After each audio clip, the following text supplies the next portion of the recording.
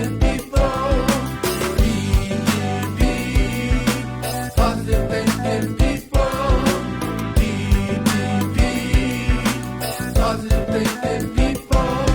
Every Monday night, every Wednesday night, every Friday night, every Monday night, every Wednesday night, every Friday night, every Monday night, every Wednesday night. PTP, positive thinking people. PTP, positive thinking people. PTP, positive thinking. We just lost the camera. PTP, positive thinking people. Every Monday night, every Wednesday night, every Friday night, every Monday night. Good evening, good evening, good evening. It's People to People with Rodney Grimes. Let me tell you, I'm excited like always to come on the air and be a part of this process of us sharing information. This is going to be another amazing program. I got a gentleman in here that's he's a hometown family member that I can say that's actually from Alexandria and Arlington. But before I go there, I got to do this real quick. I got to say a quick shout out to Tina. Happy birthday, Tina. Much love and respect to you. And also our guest, don't worry about that. Fix that. Our guest's birthday was yesterday. Yeah. You know what you know what I love. I love when it's all about y'all see little things happen on here. Y'all be saying, "Oh Lord, long as the roof don't fall, then we all right." But yeah, I wanted to say happy birthday to Tina, Carl, and also to my cousin who is actually sitting in here today. His birthday was yesterday, so we say happy birthday to you. But Leo Nation. yeah. But ladies and gentlemen, I'm introducing to some and to many, and then a lot of you know him. His name is Walter, a.k.a. Suge Shepherd. Okay, how you doing, bro? I'm doing good, Rodney. Doing good. I'm honored to be here. I'm excited, and I've been watching your show, a lot, and I like, what you're doing and what you're presenting, and I'm proud of you as a cousin, and I'm excited to be here. I appreciate it, man. I appreciate it. So, like I was telling you, we don't practice nothing. It's all about you keep it real. Right. So we just get relaxed. We talk about what's going on. The topic today is everybody have a story. Right. Right. Mm-hmm. So I want you to talk about your story. I want you to talk about things that you had to deal with. Right. That's no different than some other people. Right. And then some people think they living in a world while they're going through something. Same thing. Right. I'm gonna say one more thing, and then I'm gonna let you just tell about yourself. One of my friends say you can get a pile and issues, and you can throw yours in there, and you'll be looking for yours. Right. Meaning you throw your problem in the pile with everybody else's problem, and you end up looking for yours because everybody else's problem is bigger than your own. Yeah. So go ahead and tell a little bit about yourself. I was born in Alexandria, Virginia. In the 50s, early 50s, 52 to be precise. I'm not trying to camouflage my age. I'm 69 yesterday, and I'm proud of being 69. There's a lot of points I didn't think I could make it to 69, and it was, like I said, I grew up in Alexandria. I went to Charles Houston, and lived in various places in Alexandria, South Side, Uptown, projects. Mm-hmm. I dealt with the projects, a lot of black people back then. And still, you don't know about being poor. Yeah. You just a little kid running around. You don't know about racism. You don't know about any of that. Right. You find out a little later, and then I was born in a segregated time. Right. Everybody that I went to school with in first grade was black. All the teachers were black, and and it was utopia for me. I wasn't missing anything, you know. Yeah. And then my home life was pretty good too. I didn't know. I thought that, you know, I lived with my brother, and me and my brother and my Dwan Shepherd and my cousin Sam Carr, we all shared the same bed. Yeah. You know, we 3, 4, we don't know. Right. You know, we jump. You know, we just as happy. You know, and it wasn't any. I remember taking a bath in a tub. You know, I remember that. You know. And when you say tub, you ain't talking about like the regular tub. tub. I'm talking about when you get the water and put it in there. I go back that far. Right.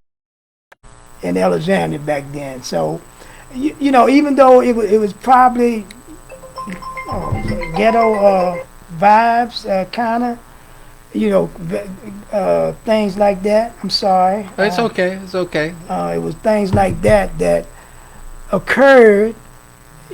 Like I say, it was just like an everyday thing, and everything seemed to be, you know, like I said, utopia. You know, I don't remember any things. I don't know if my parents had problems. I remember later on my dad, we lived in the projects, and I remember he was in the service, and one thing he did, he brought back a jacket, and I remember this from 50 odd years ago, and it had all the islands on it. I still remember this, and I just felt so special.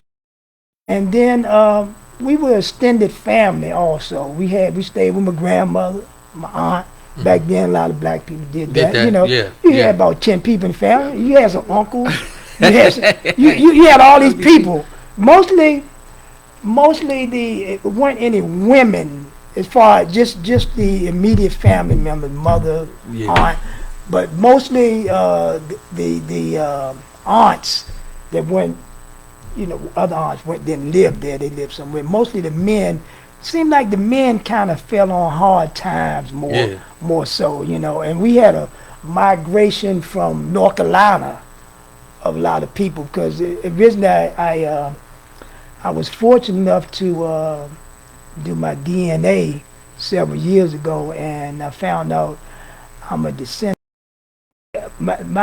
They fought against the Europeans about slavery, you know, and it's a big thing. It's a big history about it. It's a great country, but it was a small country, and they overran it, you know.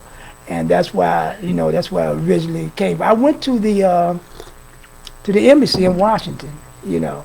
And I don't have a great desire to go there, because right now I'm more urban, and you know, I would prefer South. I was gonna go to South Africa, and my wife wasn't too keen on that. So we, you know, yesterday, I met 2 guys at the 7-Eleven for Benin, Togo. You know. What? Benin, Togo. So that could be God giving you a little shove on the shoulder to say, go ahead, and go ahead and check it. Because I want to ask you this question. Mm-hmm. So when you said that your wife wasn't too keen to go into South Africa, why? Because it was that situation down there. Right. Okay. People would start dying. Right? Yeah. So I wanted to go because I think it was all right. So I took my daughter instead, because we travel a lot. Right. And for her to we've been to Europe, we've been to France, all these places. For her to give up a trip, it's something. So I think she was just afraid of like I say, Europe was all right, France and all that was all right, but it's something about Africa. And I'm kind of, right now, because they have some turmoil going on now. See, and that's another thing about going to those other places. Now that's the reason why I said that, because I want to bring something to your attention. I have a lot of friends that come from Africa, and I've talked to them. And see, sometimes psychologically they try to deter us from going, because I think that many Americans, American blacks for sure, should find every opportunity to go and touch the motherland. Now, have I did it yet? No, but I will, and that's one of my bucket one of my bucket list to do so. So that's why I asked that. Right. Well, see, you know, now I'm more like, I'm gonna tell you what gets me about going overseas. It's the plane ride. I know. I France and Europe, man, because going to California is a debacle for me. But I've been there about 10 times, and it's just a long trip, and that's more. It's more semantics like that, more Right. so than because I know there where you take the recent events in this country and what we did over the Capitol. Right. We had no room For to be judging to nobody. be judging nobody. Right. And that's the what I'm saying. I would feel comfortable, but that plane ride was going to be about 18 hours. And I understand when I travel to the Philippines, that's a 24 Yeah, hour. 24 hours. Yeah, and so what I normally do is give me about 9 drinks before I get. I give me about 9 drinks, and then what I do is I fall asleep. Right. Hopefully, I can sleep 10 of the or 8 of the hours. But one thing about the international flights, they're much. So from Alexandria, we moved to. I moved to Arlington when I was 12, and I remember my grandmother said. I remember these words she said that back then. At that point, we had always lived in townhouses attached to something. Right. And she said, "I want to get something. There's nothing that's touching it." And I've been thinking about that ever since, And I think, I'm into, I have some real estate, and thought about, and to me, owning a home especially for a black person, is important. Yes. It's important. I mean, because that's kind of like our retirement, or that's what we do, because really black people have been it's still systemic racism, and we got a 400-year. My grandfather could have been a billionaire. Yeah. I mean, it was funny. My grandfather retired 3 times. Right. And many people don't know, and I'm very proud to say this, that we are related. Right. Our grandfathers are brothers, so Walter is my grandfather's brother, right? No. He's your grandfather is his uncle, Mr. Shep. Yeah, John Mr. Shep. Shep. Yeah, Mr. Shep is his uncle. Uncle Woody. Uncle Woody is my dad's father. Right. Okay. Right. So that was my grandfather's brother. Right. Yeah. So I remember Uncle Woody. Mm-hmm. I remember him many years ago when I was a little guy. Right. And he used to come around the house all the time to West Street. Right. But we had some back then. Now that that the last name that you carry, I carry my father's name, but I got your blood. Right. We shepherds. Yeah. And we carry. You look like a shepherd. Oh, you can see a shepherd. You go anywhere. We got light and we got dark. Yeah. And all of them, they look the same. They look the same. Well, I told many friends when I was talking to them, I said, I'm gonna tell you something about my bloodline. Right. Any one of my cousins walk in, any one of my family members walk in, you're gonna know we're related. Right. It's the way we carry ourselves, and we ain't no troublemakers, Right. but we don't run from nothing. So and that's been a thing for our family. But the men, my grandfather and Uncle Woody, Right. that man, Uncle George, I always respected them because of the way that they carried themselves and what they stood for. Right. I remember my grandfather sitting on the porch. I know. West Street. On West Street. West Street, Mr. Shep. Yeah. and he ain't play it. If he didn't know you didn't come in that gate. Right. But getting back to you, so you did a lot of traveling and stuff like that. And so basically coming up in your time, did you feel like it was hard for you to be able to navigate to Well, I tell you, I went to segregated school up until 6th grade, and this is something that's kind of led me in life. And I remember we had a French black woman was the French teacher. I remember one of my teachers' name was Miss Bonaparte. One was named Miss Fun. Yeah. Miss Fun. I loved her. Yeah. I was in love with her, man. You know what I'm saying? Miss Fun and right. Mr. Fun. Right. First her name was Miss Bird. And then she got married.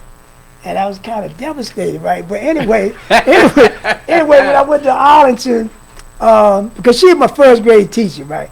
Miss Fun Bird. And anyway, they integrated. They integrated from a school called Hoffman Boston. That was the black school, go way back, to Thomas Jefferson. That was the name of the school. Now, what Washington Post, the other paper, specifically Washington Post, I still get the Washington Post. Yeah. I'm almost 70 years old. Still read the paper because I wanted to know these words. You know, like mellifluous and words like that. You know, every time I hear a word that I don't recognize, I go right to the dictionary. Yeah. You know, because I didn't like feeling inadequate. So what we did we were physically better. You're physically better, you use your physicality. And that's so for you to say that now, this is something that many people won't pay attention to, but it's the truth. Mm-hmm. That we're not that far off from the segregation, right? Because here I'm 61, mm-hmm. and I remember when they integrated the schools. I was 8. Today the topic is everybody has a story. Mm-hmm. We all have a story, and in that story you'll start to find some things out about yourself, right? That you be like, man, I see this on TV, but I lived it, right.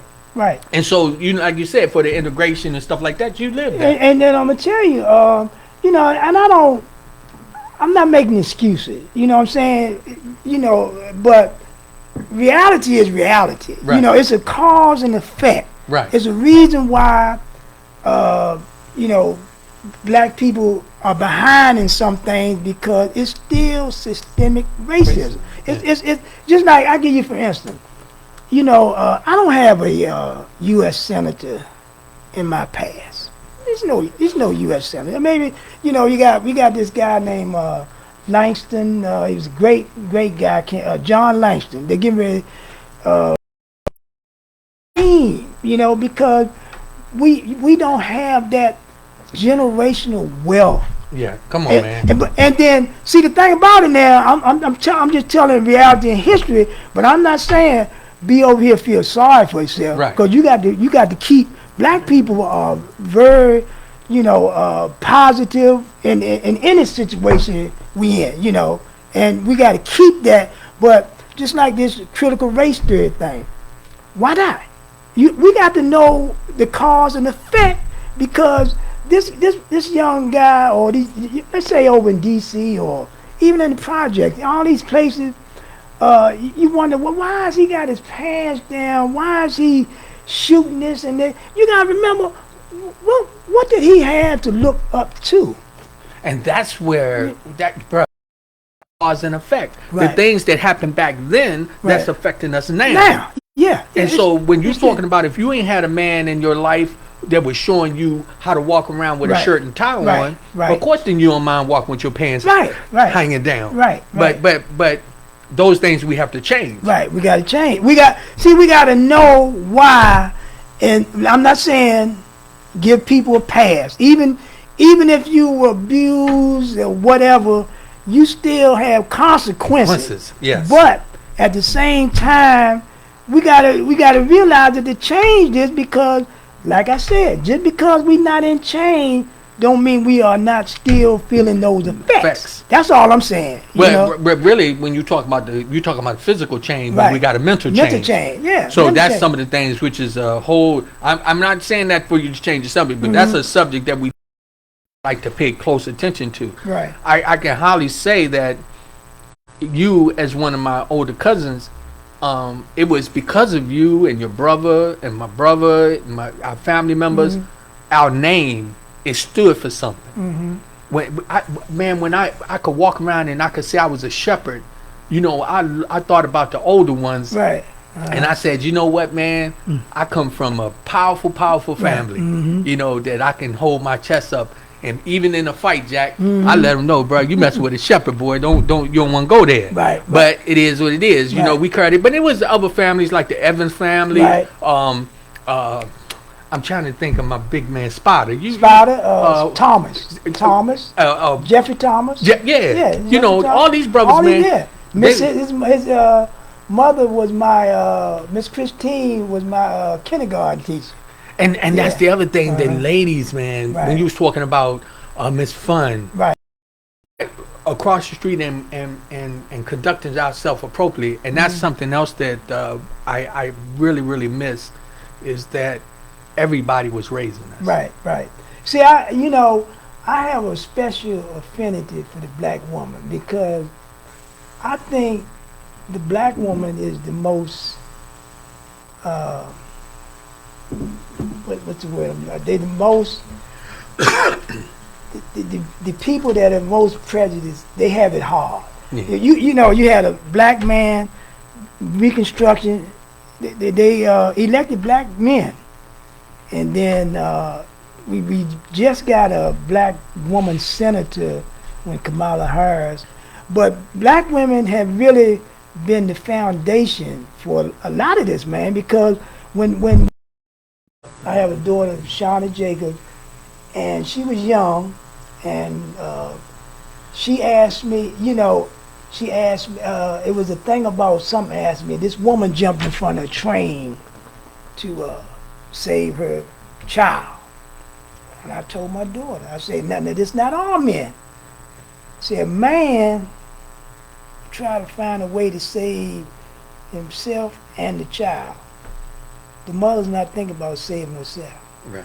She's gonna do it. Yeah. She's gonna get it done. Yeah. So that's what Now I don't want to denigrate all the men. No. But that's in the women. Bro, when you said that, I just saw a cartoon where a mother was jumping in front of the train, and she grabbed the baby and stuck her arm out, and stopped the train. Right. I just saw that. That's what I'm saying. See, she went to get the child first. We're gonna deal with me later. Academics, man. It wasn't, who ran the fastest and all of that, and then you got. And that has helped black people, because we are great singers and everything else. But we need to get into that Wall Street. And, I have stock and everything. I like understanding all this. It's not just, people. We have to get involved in that part of the thing. Now, the other side of this is that, being that now with the we're still vulnerable to go backwards. You take like the voting thing. See, it really pains me when I see a black person not voting. So when we're talking about all these things, one of the things that we have to be prepared for is change. Mm-hmm. If you do the same thing, you get the same results. Right. That's common sense. Right. So when you're talking about what is Walter Shug Shepherd, he's a native of Alexandria and Arlington, and it's an honor to have you here. And we was chatting before, and he was saying, man, I don't know what I'm gonna talk about, how I'm gonna do it, but he ain't having no problem. And you hitting everything right on the head. And that's what I was trying to tell you. What we do is we don't practice, we just keep it real, and that's what you're doing. You're giving real information, real experiences and things. So I mean, that is powerful. See, when and I'm gonna have to mention my wife. I would be remiss if I don't mention about her foundation. I just want to put that out there. Okay, I'm going to let you forget. Okay.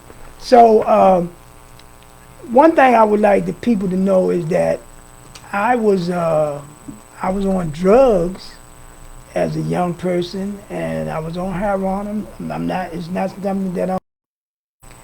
American dream. You play golf too, and I play golf just about every day. I play golf and playing pretty good at this point too. Right, I played today, but anyway, I want some person living out here, if they on drugs or whatever they came up through. I've been to penitentiary, I've been to all of that. You know what I'm saying? You can still make it, because one thing, when I found out, if you're a drug addict, you have to be. You have to be the type of person that adapts, you have to really, you got to think, because you got to get money every day, and you take that, that demeanor into the real world. It's called hustling.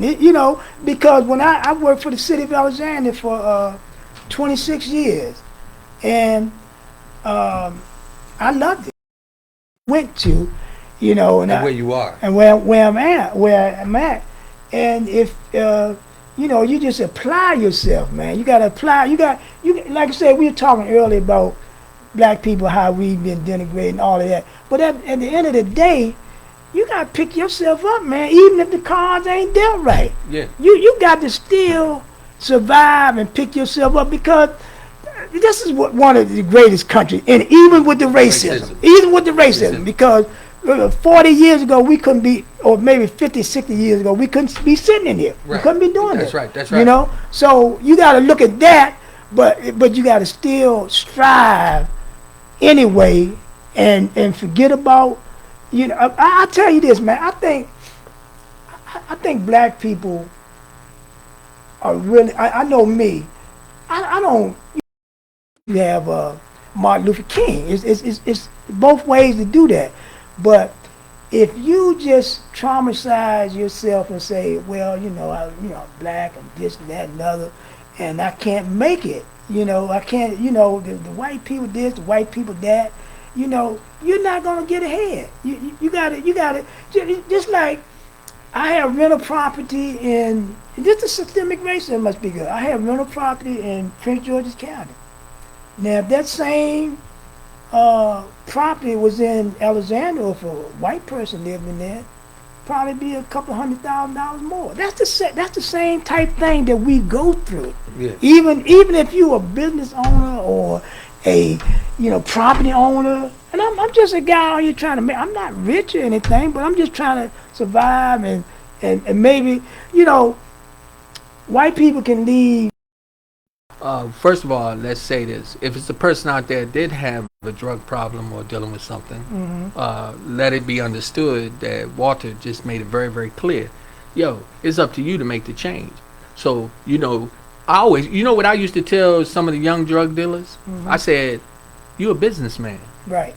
And they look at me and say, what? I said, you a businessman. Exactly. I said, you a smart businessman too. Because when you can convince somebody to buy that garbage and put it in their body, bruh, you a bad dude. Yeah. Now all you got to do is take that skill and take it and put it in a legal aspect. Legal aspect, right. And you'll be a monster. Right. So to people out there that's struggling, and you're struggling with some addiction or whatever, it's up to you to find it within yourself. Be tired of the garbage.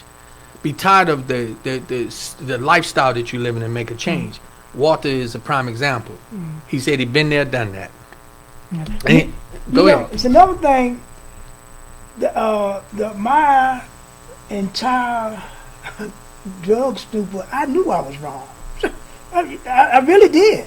I knew that this was wrong. I knew that what I was doing was stupid. It was wrong. I just couldn't get out. But let me ask you this. I always wondered, because dude, I don't know what make me different, but I just ain't putting none of that garbage in my vein.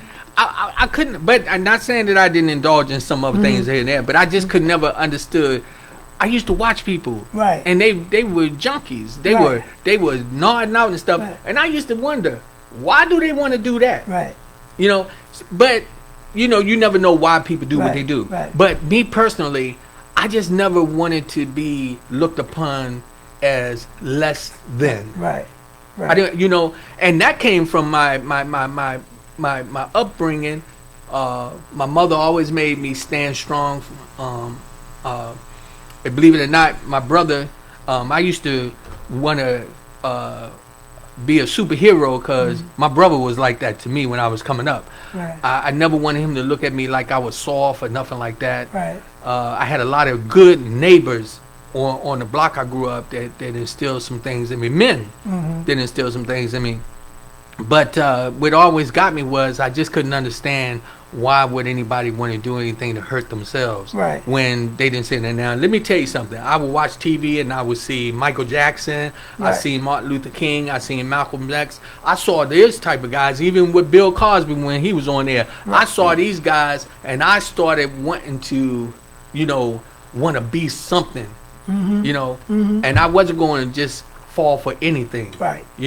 What I want to do is make a difference. Right. So, and I see that that's what you did with your life. Right. You took that upon yourself because it had to be you to make that decision to change. You gotta make that decision, and then when I made the decision, it was no turning back because I like nice things, man. I like wearing nice clothes. I like all these and pretty cars. The pretty cars and all this and I'm saying what I was doing. I'm saying I was literally could not get out, and then at one point, the last point, I begged the Lord, knock me up. Seriously, that's what I was at my wit's end. Right. And I went to Second Genesis, and see things happen. Not in your time, right. In his time. Come on he now. was telling me. Yes. He was telling me, not yet. Yeah. Not yet. But I got a time for you because a couple times I should have died. I mean, over there, I got shot at, this and that. I never got shot, but I got shot at. I don't want to, Hey, bro. And that's another message I tell somebody today. Prayer. Right. It's powerful. Yeah. I'm trying to tell you what I know. Exactly. I tell many people if you want to challenge God, I dare you to do it. You pray for something, you better watch what you pray for. Pray for it, yeah. Because in the process of it, He gonna answer your prayer, and it may not be when you want it, but it's gonna be right on time. Right. Because I wasn't ready when I thought I wanted. I wasn't ready. Yeah. Because a couple times I thought I was all right. I would try. Oh man, I'm just drink liquor now, did that for a couple of days and then went right back, It's just, like you say, Rodney, you putting it right there when you say if you pray, it's just that you got to be patient and whatever comes your way, you're going to have to deal with it. So since getting off of heroin, I've been able to stop smoking, in his time, stop smoking and everything. And sorry for it, she really... And she wanted me to give you this. This is from the foundations. It's a cup here, and and you got a mask. And you got a white and a black mask. I think one for. One for the wife and one for the wife. So I can't, man. Can somebody just give me something and don't have to give my wife something? No, I'm just joking. So and we have a foundation, and she wanted me just to. If I can, that's some of it there. Okay, hit it. Let me see if I can't get it on my camera here. And so that's it's called Dominique Shepherd Scholarship Foundation. And what we do, she do good work. We college. So Dominique is your daughter's name. Right, that's her name. Okay. So hold. Let me jump in. So this y'all see this, right? Let me tell you something. When we make a change. Y'all see it says Dominique Foundation. Let's do what we can. I want your wife. I am saying this publicly. Every time that I'm on the air, I want it to be put into the scripts so they be read. Please donate to Dominique's foundation. Oh man, she's kissing the screen right No, now. well, I'm telling you that because let me tell you something.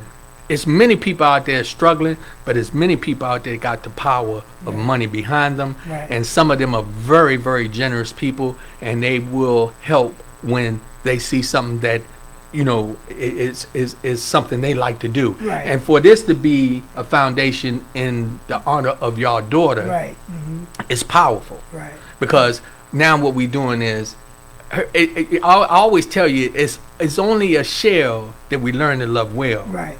It's the spirit that lives forever. Yeah, right. Yeah. She's not gone. No. Oh no. Yeah. She's not.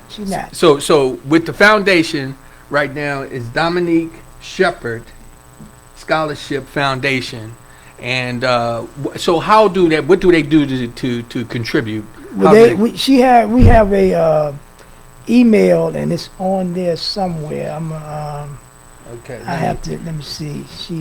You see, I mean, I gotta take my glasses off. It's a small piece of paper. I'm sorry. No, you go see if you can locate it. Okay. And again, let me bring it back to y'all attention. It's all about us helping each other. I tell you what I do. Okay, it's I can't find. What I'll do, Rodney, because I had the paper here. Well, hold on. I will bring it back. No. What we gonna do here? I just want to. What's your wife's name? Crystal Shepherd. Crystal, are you watching? If you watching, call 703-752-6120. 703-752-6120. And let Crystal, if she can give us a call real quick, Crystal can tell us exactly what we need to know. Yeah. So y'all got to remember, it's up to us to make changes in our lives and make changes and support one another. For everybody that just tuned in, it's People to People with Rodney Grimes. I have today, my guest is Walter Shepard. Some people know him as Suge. Some people know him as Mr. Money. I'm just making some of them names up. The Mr. Money part. But, so my daughter was, she had just got accepted to VCU, and she had a beautiful life. And I look at it, and I never say woe is me, because it's some people, like I was saying earlier. I feel so bad for those people in Florida with the building fell down. You can't even look for your people anymore. Man. So and I was playing golf the other day, and this playing with this guy, and I mentioned about my daughter, and when I say that, I always tell people, not because I feel bad for me, but God is good, because you can't pick and choose life. Yeah. That ain't life. You gonna have some. As long as we here, we gonna have some heartaches. You gonna either you sending somebody away or you going away. Either one or the other. But anyway, this guy, I'm feeling bad, for myself sometimes about my daughter. This guy, he had a 19-year-old son that killed himself, committed suicide. So my daughter went away peacefully, and it still stings. My friend said, you can have a pile of troubles and you throw yours in there and you'll be looking for yours because everybody else's troubles is bigger. And that's something that we have to realize, that in our trials and tribulations in life, it's many days that I'm feeling depressed and down, but then I look right out the window sometime or just ride around to the store and then I'll see somebody who's out there begging for some money or who's hooked on drugs. And then I'll be like, darn, I got a warm bed to go home to. I got a decent job. I got the platform to stand on. But I also give it to God and give him honors where honors is due. When I talk about some of the things that you can apply yourself, I always tell people to look for your dream. I did my dream. I'm a songwriter. Played bass back in the day. And me and my cousin, we went to Motown. We got a caller. Let's see. Hello, caller. People to People. Hi, this is Crystal Shepherd. Crystal, how you doing? I'm good. How are you? I am so excited that you called in. Sorry it took me so long. I just got a little frustrated there where I couldn't get the address. Okay. The Gmail address is dss2011@gmail.com. We do have a website, but the website is not completely together yet. To make changes in our lives and make changes and support one another. Hello? Yeah. It's not completely, the website's not completely together, but if they go on to the email address, we could show them how to donate if they wanted to donate. Right. That actually what you heard, that was the relay from her watching us. Oh. Okay, but so I want you to say that one more time. Go ahead and tell them how they can make the donation. Okay, the Gmail address is dss2011@gmail.com.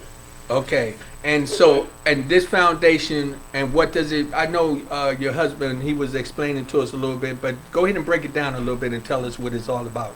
Okay. Well, we give out scholarships to students that are graduating from high school, going to college, and we have an application for them to fill out for, to see if they're eligible for a scholarship. And so far, we've been in business since 2011, and we have awarded 25 scholarships. Okay. And we've been doing this the hard way, fundraisers and stuff like that, and, like fish fries and dinner parties and stuff like that. And it would be good if we could have somebody that would be, donate to help out.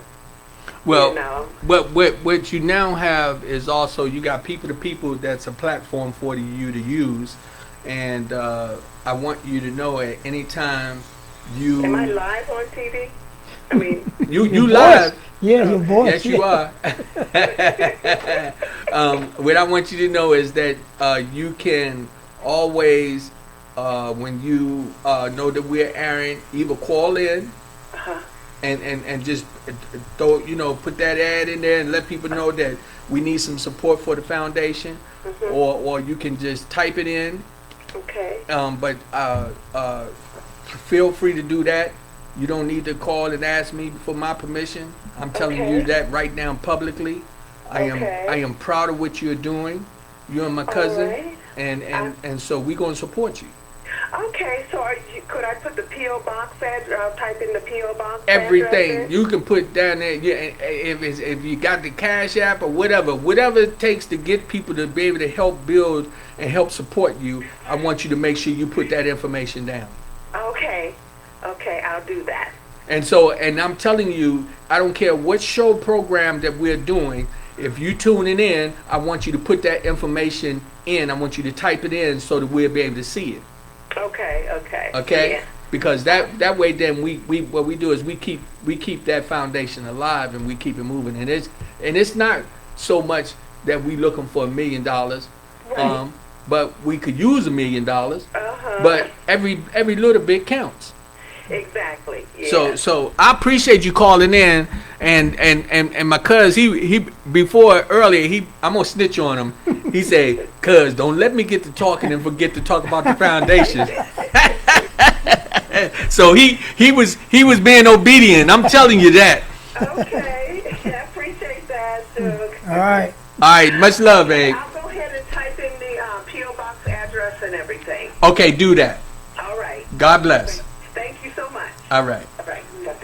Thank you so much, man. I know. Man, you're wonderful, man. God is good, man. Yeah. It's not me. It's Yeah. not me, bro. Yeah. Let me tell you something. I got it. As you this, the young lady that's actually working the board over there, Tiana, last night she said something that made me so proud. And sometimes I can get emotional. But I want people to know this is not about me. Right. This is not about you. This is about us. She said, you know what? I'm finally doing what I wanted to do. Right. And I'm a part of that. Right. I'm a part of her dream coming true. That's what makes this so powerful. Right. See, we got to get past this ego thing. Right. Where we got to, everybody, it's enough for all of us out there. It's a process, but we got to build. And that's what we need to do with your foundation. Right.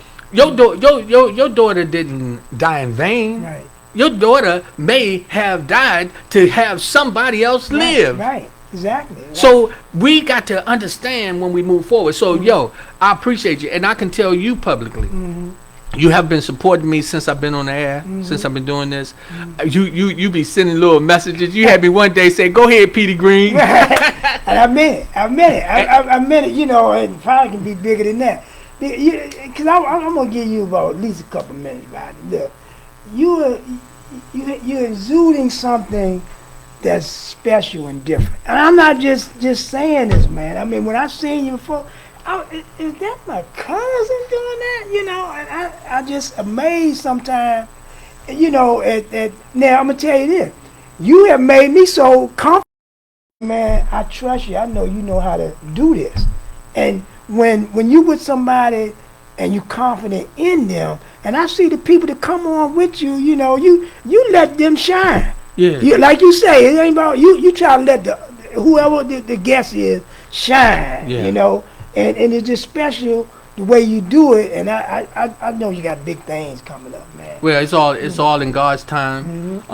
We're actually in a new location. We're out here in Tyson Corner.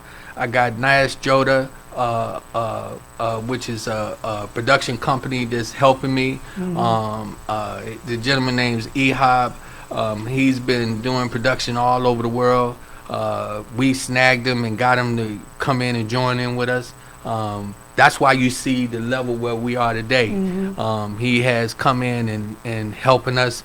We got Tiana that's on there working the board, and he trained her and prepared her. We got my wife over there that's been a soldier in my army for over 15 years, and I'm just thankful to them. And I don't want nobody, because I can get emotional, I'm going to tell you. Right. But I don't want nobody to think that I'm sitting on some pedestal trying to say, look at me, because I know how to do that. Right. See, because I can tap dance, I can sing, I can write, I can draw, I can do a lot of things to get a lot of attention. But this is not about me. Right. This is not about you. Right. This is not about just them. This is about all of us. Right. Yeah. And see the foundation, the loss of your child, the process of Nas Jordan. Through this gentleman, we was just talking to some people in Egypt. Right. Okay. Now, and guess what? He gonna laugh because Noah, I think that's his name, right? Noah, Rico, and Yassine. Come on now. Come on. Yo, bro. Hey, I'm trying to tell you, I got some new brothers that I'm dealing with, and they all the way on the other side of the world. And we was in here kicking it. But that's God. Right. That's God. I don't mean to get thrown on track. People tell me don't start running my mouth. But sometimes I got to give credit where credit is due. Oh, yeah. When I'm looking at this team, and I tell you, this morning, I just woke up, and the only thing I could think about was, what can I do to help us to move forward? And when I said us, I'm not just talking about the team itself. I'm talking about people to people. So that's me and you. Right. With the foundation. We talk about the other foundations out there. But one of the things some of the people told me, said, Rodney, I like to talk to. They said, Rodney, don't take up all the time talking about what you got talking. Get off the stuff. Let's get back on Walter. I wanna give shout out to them too, because when I came in, first of all, they're beautiful women. And you probably can't see them, but they're beautiful women. And they made me feel comfortable, and my man came in, and he smiles the whole time. Yeah. So this is a very nice, environment. But to get back to me, I think I want to vote you on, like I said, when I went to Motown. And this is for people who saying, I don't want to do it. Now, if you are 40 years old and you want to, quit your job and be a rapper, that's crazy. You know what I'm saying? But I was 20 years old, 18 years old. I had a dream. And it was going to just take a couple of weeks. And I went to Motown, and we saw David Ruffin. I never forget, when I saw that thing, he was in the elevator and gave it a shot. And that's for anybody who's trying to do something just like what you did. See, we got to step out here. When I bought my rental property, it was people tell me, I bought one. And I said, oh no. And people tell me, nah, don't do that. I stepped out there and bought another, and I bought another. And then me and my brother went to Baltimore, and we was over there for 15 years. Started out pretty good. It didn't work out. You know what I'm saying? So, but we gave it a shot. And we're the better for it, But I've always, just like coming up here, it might be a little daunting to some people to be on thing. I told my mother, I fall on my face. I'm gonna give it a shot. It's easy to be me because I enjoy talking, I enjoy helping people, and the story I have is about you can do it too. You can do it. Everybody has a story, and that's why talk to you and encourage you that you can overcome them too. That's who Walter Shepard is. Exactly. So who is Michael Jackson? Right. Who is James Brown? For real, they ain't no different from Walter Shepard. And you know, Rodney, this is the thing about it. You think drug is only for, being a drug addict is people who downtrodden, poor. And everything. Oh, come on. But you got Michael Jackson. You got Prince. You got all these smart people. And it's not how intelligent you are. It's your makeup, it's your makeup, you got people, like that comedian Robin Williams kill himself. I often wonder why somebody do that, and it's been in our family, and I can't get to it, I don't understand, but I know it's real, and these people be hurting. But see, that's what you got to understand, though. That's why everybody has their story. And that's why you being on here is important. Right. You see, you don't have to be a millionaire, billionaire. Right. Because guess what? Millionaire, billionaires have drug problems, too. Oh, yeah. Yeah. And some of their problems, their drug problems is way worse than just the little old Joe Schmo, you know? So when we talking about, you don't know some of the things they done. Because, see, in Michael Jackson's case and even Prince's case, they could get too much. Michael Jackson got a machine. See what I'm saying? He got a machine. All the money you want. No one ever has everything they want. But you got to be content with what you have.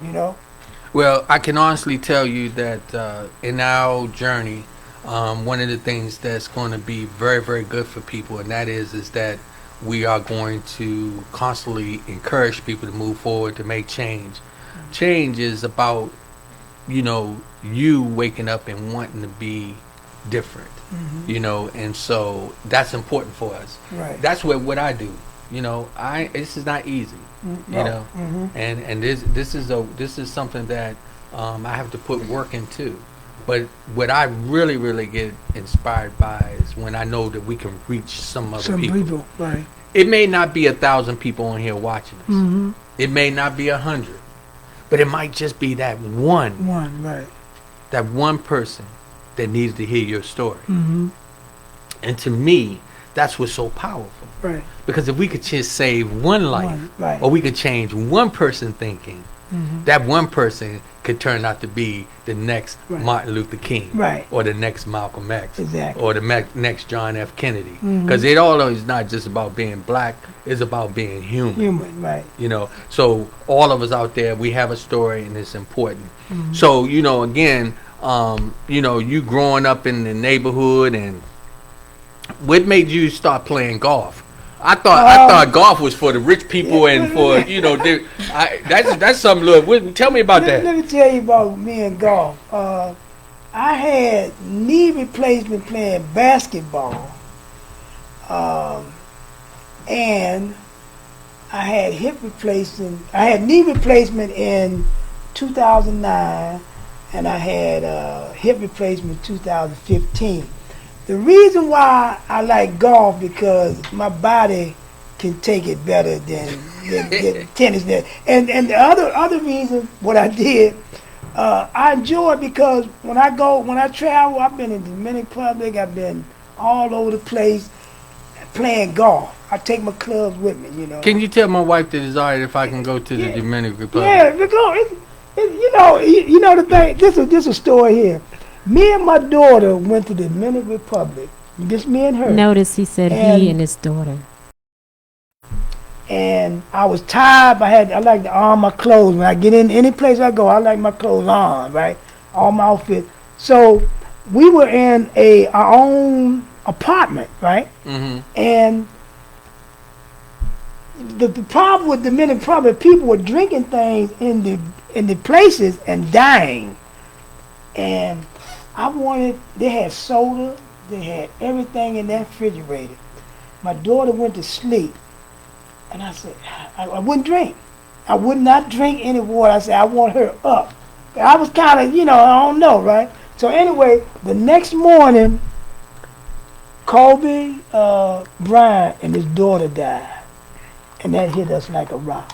I'm sitting there, the landscape is so beautiful, man. When I ride up to it, it's just so nice, and the people you meet out there generally, pretty people. Let's say when we played basketball back in the day, you foul, this and that. And this is more like an honor system type thing. Sometimes you still cheat a little bit, but can't cheat. And also, somebody 69 like me can be the young boy that's 24 or whatever, and it's not all about how strong you are. Right. It's a skill. It's a skill. It's a skill. Sometimes you never master it, just like life. You know what I'm saying? We got to go to this question board. We got some questions. Well, we have two from Harold. And he also wants to know at what grade do you qualify for the scholarship? You can be what grade if you are going to college,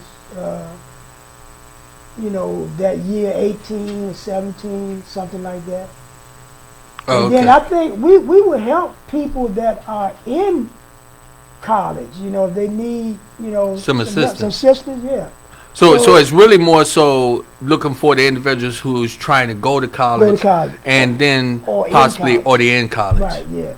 So the age is 16. If you're going to 16, any age that you're going to college or in college. Okay. So that's good. Hey, for everybody that just tuned in, this is People to People with Rodney Grimes. Let me tell you something. I got an amazing man sitting here, Walter Suge Shepherd. He's a man that just wanted to share his story, and I've talked to many people, and all of us have a story. And one of the things that he was saying, how honored he was to be on here, but I'm honored to have you because you are actually a blessing for somebody else. Mm-hmm. See, it's somebody out there that may be listening that was where you were, right, and now they see where you are. Where you are, right. Okay, mm-hmm. Where you were and now where you are. Right. So you're important. You're really important to be here. Mm-hmm. We're asking all the people out there to hit share, to help support this program. Hey, look, what happened in your life is important to me. Mm-hmm. Because, and really this is so funny, I'm not going to sit here and sugarcoat nothing. Because you're my cousin, mm-hmm, because of your brother, because of our cousins, mm-hmm, and uncles and grandfathers, it made me walk with pride. Right. So you helped me. Mm-hmm. And dude, let me tell you, my wife many times saw you when you posted something, mm-hmm, and you always encourage me. Right. I'm trying to encourage. And my wife said, one time she said, "Is he related to you? His last name?" I said, "Yeah, that's my cousin." Mm. But it meant more to me than just the fact that you was my cousin. Right. What really, really meant a lot was that you believed in what I was doing. Well, I would have did that even if not while being your cousin. See, one thing about me, I try to be straightforward.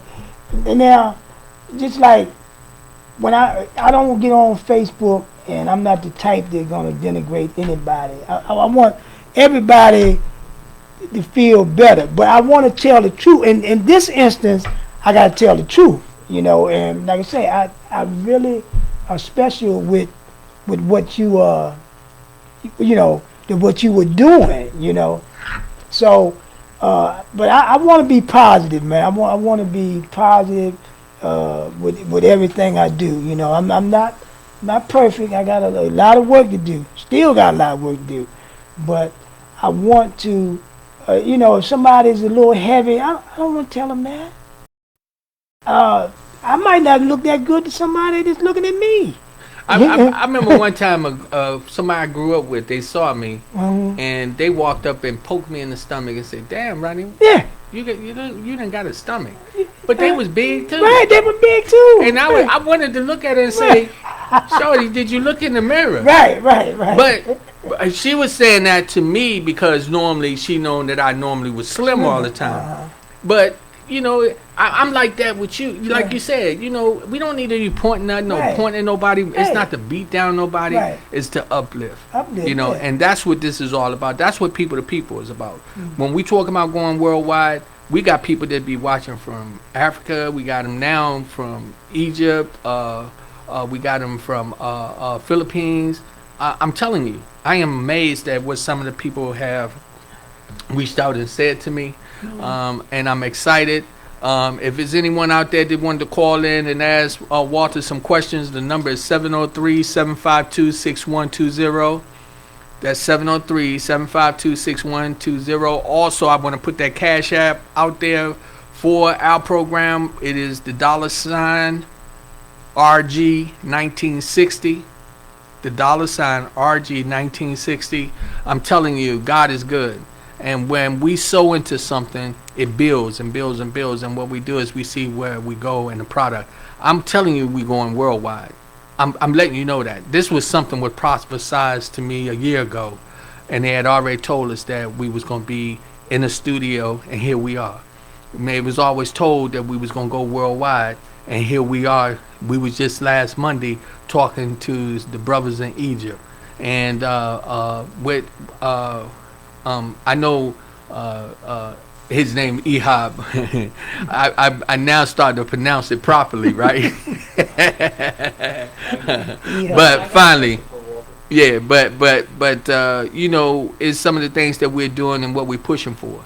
Right. So you know, we got another question. Okay, what's the question? Can you talk more about your music? Like you play, you write. What did you do exactly? I played bass, and my cousin was the singer, you know, and I just had a bass line.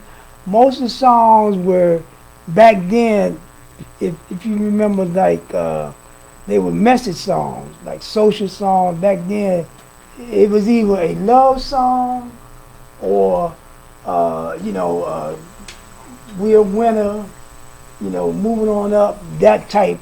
Matter of fact, it was a guy named Sergio Quarterman. And you know, I got with him. He was from Washington, and he did a song. I don't know if people remember. It's pretty big. If you hear it, but it was about what was happening. Woman pregnant, guy lost his job on drugs and that type of thing. So I played that message type of music. And later on, my son became like a rapper. I kind of faded back, and you know, say I tried, you know. So that's the type of music I was doing. You know. Still write? No, I don't write. Well, you know, I do write now, but for some reason, I'm not finishing my songs. I'm just not finished. I have something in my head, you know, and see, I don't play bass anymore. So most of the thing is lyrics and stuff like that, you know. What do you write about?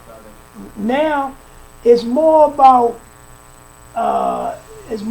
love, and every now and then I get a gospel type thing. You know, Lord hit me, and I do a gospel type thing, and it's that kind of thing. I haven't been able to do any like dance, you know, song. But see, the thing about a guy that plays in Atlanta. That guy, the singer, I forgot. John Legend? No, he plays in that. Anthony Hamilton? No, he plays in that series called Atlanta. Oh, yes. He got a. Joe Budden? No. Benzino? No, Gambino. Yeah. That song he did means nothing. Yeah. It's a great song though. You know, it's a great song. So I'm trying to find that type of song, you know. Right, yeah.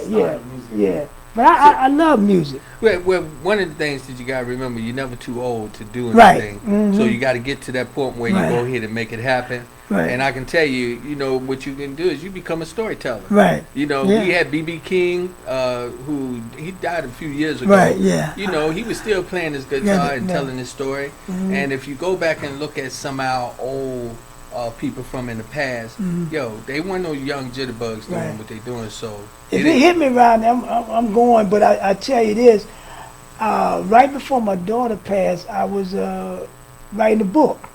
You know, I had the machine talking and everything, and then when she passed, I just couldn't get that feeling anymore. You know, but I never say never. You know, I never say never. I just you know, the songs, I've been writing songs and I get almost done, and then I got a whole stack of stuff.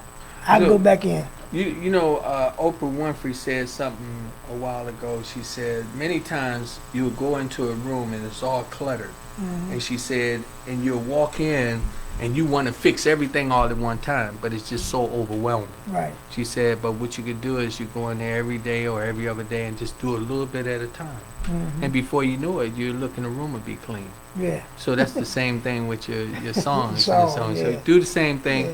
but don't give up. Right. And in the process of your journey, you know, you got to realize, you know, you got a process that you have to go through too. Your mourning, Right. you got to get past that.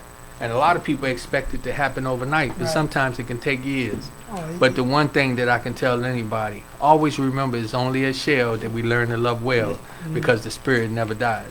When we look at us and we believe in God, and I know you do, you got to remember. I ask a person on this all the time, especially when they're crying about somebody who passed away.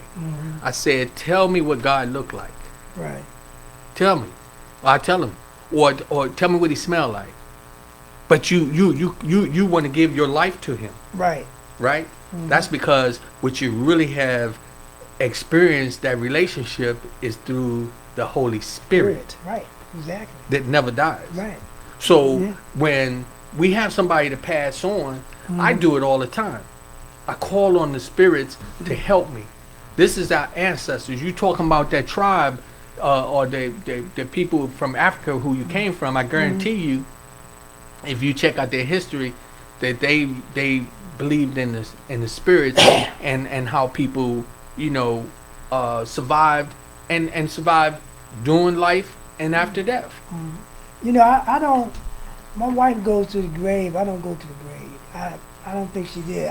My church was kind enough. My pastor, I love him, got a shout out to him, Pastor James Victor, Mount Olive Baptist Church, and he allowed me to get a plaque and a picture of my daughter in the church. Church over 150 years old. I every time I think about it, and she's the only member picture in the church.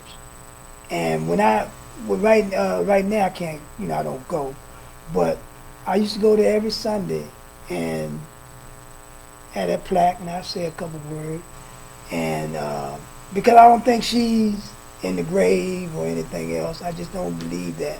You know, a lot of people go, like I said, my wife goes.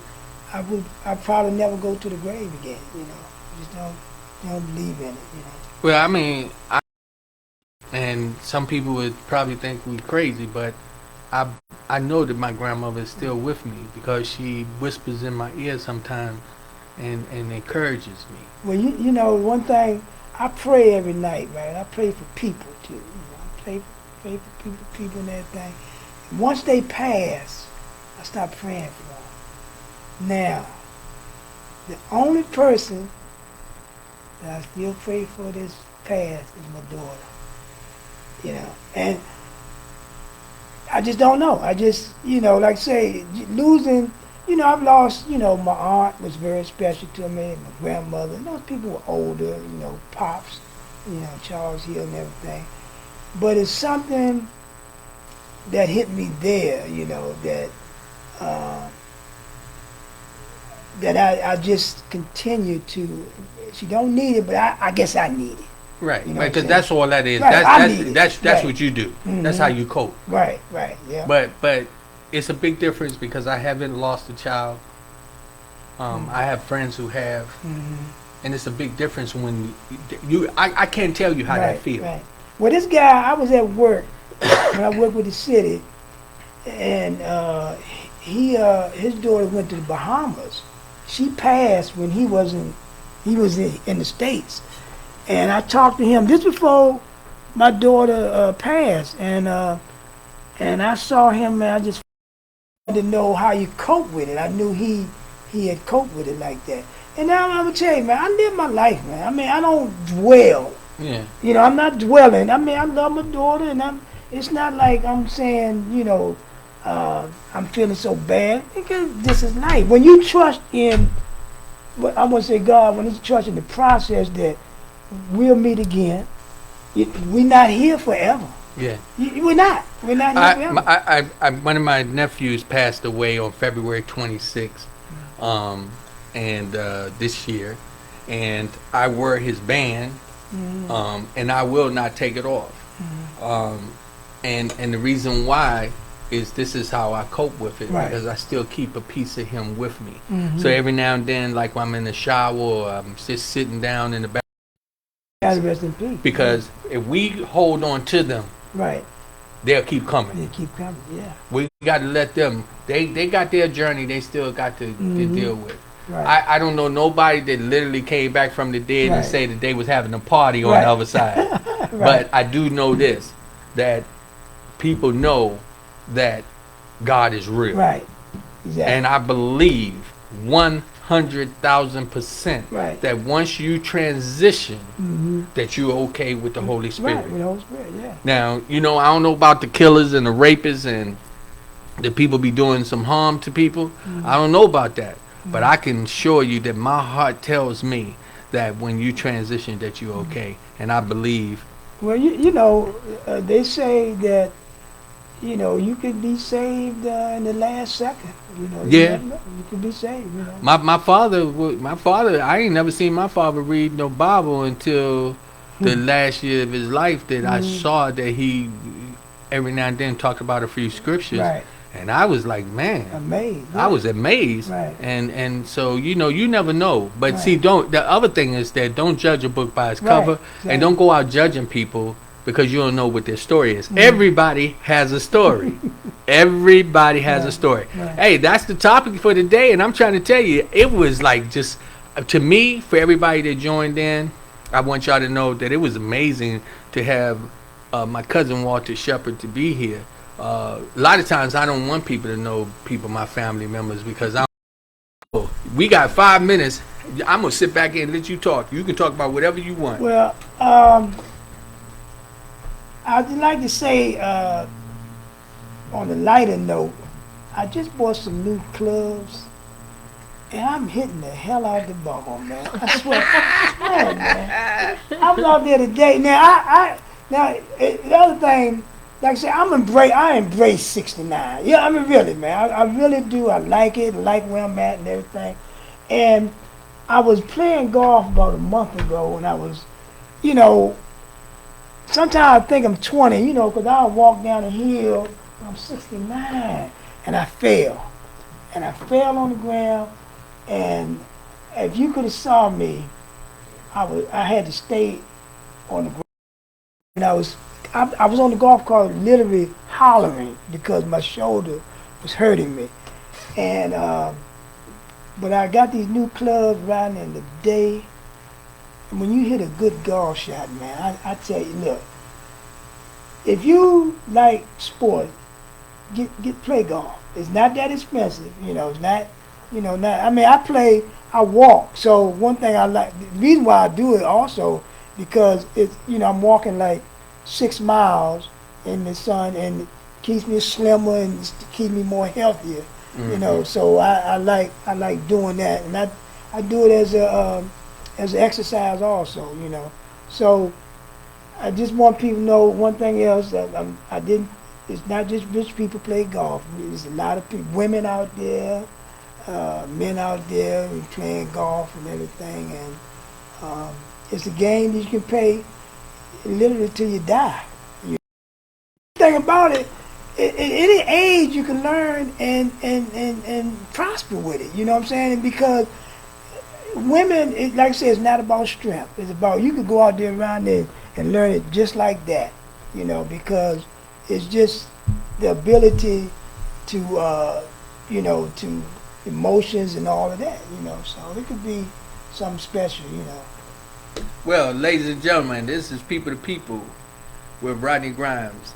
And my guest today, Walter Suge Shepherd. We welcome you. We want you to know that you're always welcome to come back. And, you know, also let the wife know I meant what I said as far as the foundation. Let's keep it alive. So we need to talk about it as much as we can. You made this easier than I thought it was. I thought I was kind of nervous, but you made it easy, Right. man. This is what we do. We shepherds. Yeah. We like talking too. That's the other thing. We like Hey, talking. y'all have a good evening. God bless. Every Wednesday night, every Friday night.